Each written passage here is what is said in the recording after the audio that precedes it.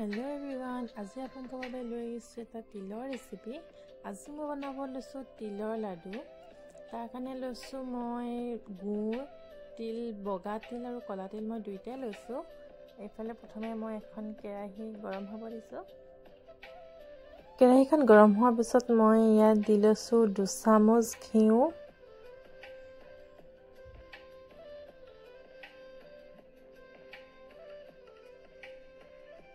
তাৰপিছত মই ইয়াত দি দিম কাটি লোৱা গুড়খিনি।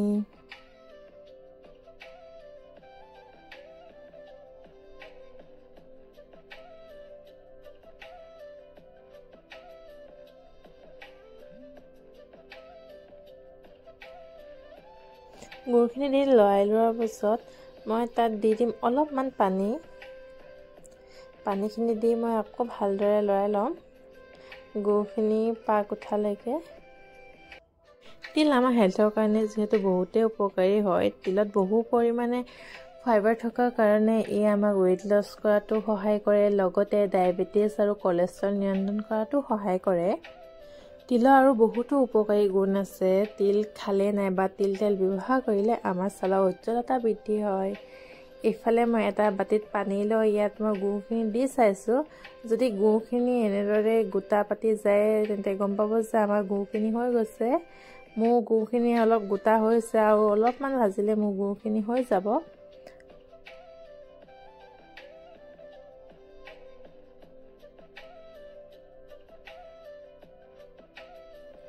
গুড়খিনি আকৌ মই 2 মিনিটমান সময় এনেদৰে লৰাই ভাজি ল'লোঁ। তাৰপিছত মই ইয়াত ব্যৱহাৰ কৰিম তিলখিনি মই প্ৰথমে ভালদৰে ধুই ৰ'দত শুকুৱাই পিনে ভাজি লৈছোঁ। তাৰপিছতহে মই তিলখিনি ব্যৱহাৰ কৰিছোঁ। এতিয়া তিলখিনি মই ভালদৰে গুড়খিনিৰ লগত মিলাই ল'ম।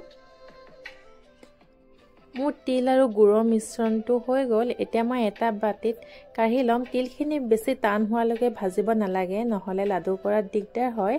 এতিয়া মই এটা বাতিত তিলখিনি কাঢ়ি লৈ ঠাণ্ডা হ'ব দিম। তাৰপিছত মই এটা এটাকৈ ভালদৰে লাডু বনাই ল'ম।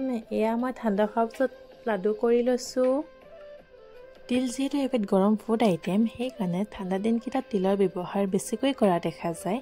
আপোনালোকেও এই ঠাণ্ডা দিনকেইটাত তিলৰ লাড্ডু বনাই নাইবা চিক্কি বনাই খাব পাৰে। ইফালে মোৰ তিলৰ লাড্ডু ৰেডি হৈ গ'ল। যদি ভিডিঅ'টো চাই ভাল লাগে লাইক আৰু শ্বেয়াৰ কৰি দিব। আৰু যদি কোনোবা মোৰ চেনেলটোত প্ৰথম আহিছে তেন্তে প্লিজ মোৰ চেনেলটো ছাবস্ক্ৰাইব কৰি দিব।